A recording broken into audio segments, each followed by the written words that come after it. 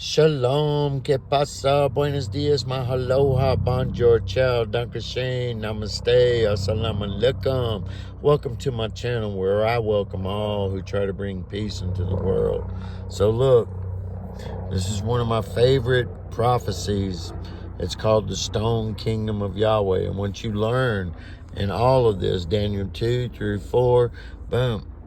But right here it says, he will set up a kingdom, okay, and it shall never be destroyed, and it shall break in pieces and consume all these kingdoms, and it shall stand forever. Look, that is in a literal right here, because Nebuchadnezzar was when money was invented, okay? All of a sudden, the politician is worth more than the garbage collector. No. Our Father says, after all of this, during the time of the 10 kings, and actually in Acts 2:44, they thought they were in the time of the 10 kings. All right. And he says he will set up a kingdom. But what Acts 2:44 did was actually leave us a blueprint of what it is, okay? It's not just some spiritual thing. It already is in the spiritual, okay, people? It's already in the spiritual, and we have to manifest it into this realm, all right? Because Christ, as it says in Hebrews, where is he?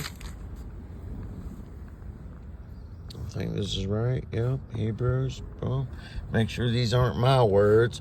Make sure these are the words of what I read, what I've studied, what I got a bachelor's degree in.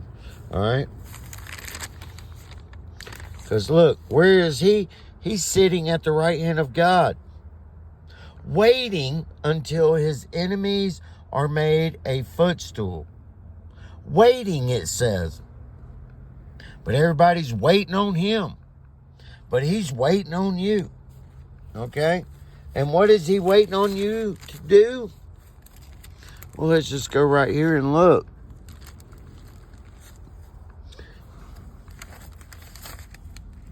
You see this book? Boom. These ain't my words, but it's what it says. It says, he's waiting on the bride to make herself ready right there. 19:7, man. Let us be glad, for the marriage of the Lamb has come. Finally, the bride has made herself ready. Because look, many people out there, they're going to be preaching as this guy here in Mark. Yeah. 9:38 through 41. You know, hey, I'm casting out demons in your name. I'm holding church in the park. I'm giving people water, but you ain't following, because you got to follow the gospel, which is what he told the rich man here in this same book. But you got to learn to put this whole book together. You got to be able to read it, not individually, but collectively and individually. But that's why only some are supposed to be shepherds.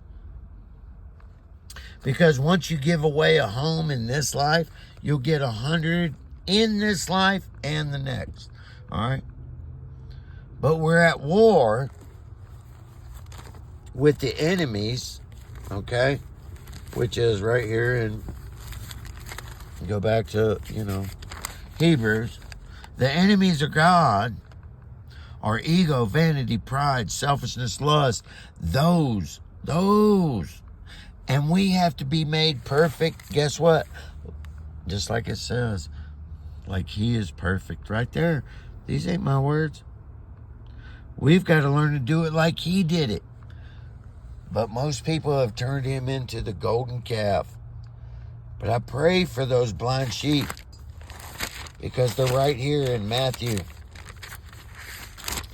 casting out demons in his name. But they never enter the city of the kingdom of God.